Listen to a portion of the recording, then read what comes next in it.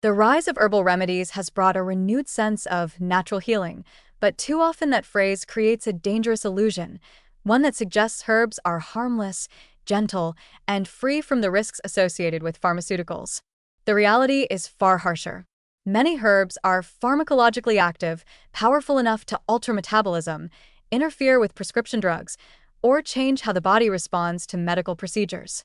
When people mix herbal remedies with modern medicine without telling their doctors, the consequences can be unpredictable, severe, and in some cases, life-threatening. The problem isn't that herbs are inherently bad. The problem is the false belief that they can be taken casually alongside prescription drugs without understanding how they interact. One of the most notorious examples is St. John's wort, often taken for mild depression or anxiety. What many people don't realize is that this herb can dramatically alter the metabolism of dozens of medications by speeding up liver enzymes, especially CYP3A4. That means it can make certain drugs far less effective, including birth control pills, leading to unintended pregnancies, antidepressants, leading to relapse, anti-seizure medications, increasing seizure risk, and HIV medications, reducing viral control. In some cases, people believe St. John's wort is just an herb, unaware that it interferes with the very medications they rely on, sometimes with devastating consequences. And when combined with antidepressants or certain pain medications, it can increase serotonin levels dangerously, triggering serotonin syndrome, a potentially fatal condition. Another significant category of risk involves herbs that affect blood clotting. Ginkgo biloba, ginseng, garlic extracts, and even high-dose turmeric are frequently marketed as harmless wellness boosters, yet all of them can alter platelet function or thin the blood.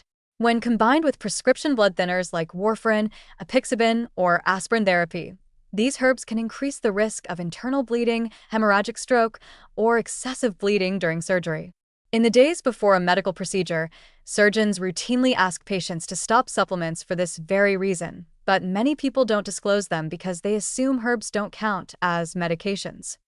That misunderstanding has led to emergency complications on operating tables, where anesthesia teams discover mid-procedure that a patient's blood does not clot normally.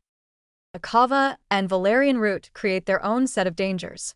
Often used for relaxation or sleep, these herbs depress the central nervous system. When mixed with sedatives, anesthetics, sleep medications, or alcohol, their effects can become dangerously amplified. Patients taking these herbs before surgery may require different anesthesia dosing, wake up poorly from sedation, or experience respiratory depression. Yet most patients don't mention them because they assume sleep herbs are entirely benign, unaware that anesthesiologists have to manage a body chemistry they were never warned about. Even something as common as licorice root, found in teas, candies, and herbal blends, can elevate blood pressure, lower potassium levels, and interfere with heart medications.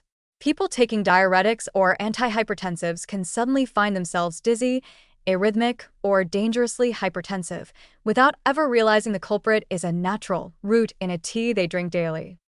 Echinacea, a popular immune booster, can interact with immunosuppressant drugs used after organ transplants.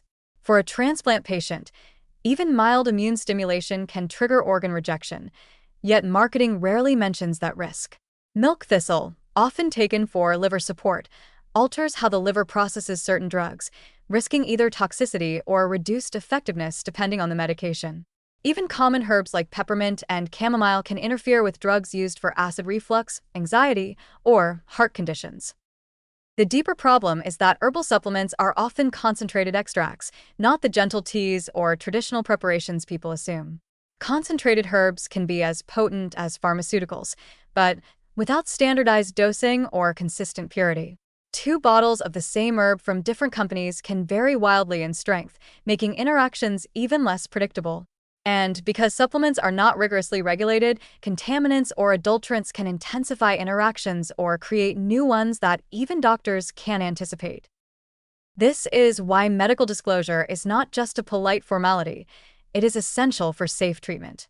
Doctors, surgeons, anesthesiologists, and pharmacists need full information to avoid dangerous interactions, adjust dosages appropriately, or decide which drugs can be safely combined.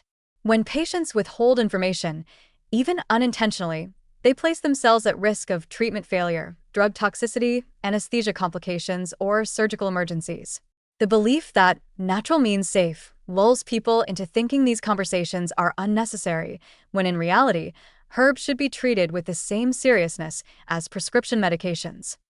What's most concerning is that many people mix herbs with modern medicine because of fear, frustration, or a desire for control over their health. But relying on herbs without medical guidance adds another layer of risk, one rooted in incomplete information, unregulated products, and biological complexity that marketing language never acknowledges. The safest path forward is honesty and caution. Disclose every herb, every supplement, every tea blend, and every natural remedy to your doctor, especially before surgery, while managing chronic disease, or when taking medications with narrow safety margins. Herbal medicine can have legitimate uses, but only when integrated responsibly with modern care. Without disclosure, what looks like a harmless habit can become a hidden threat, one that places your health at far greater risk than you ever intended.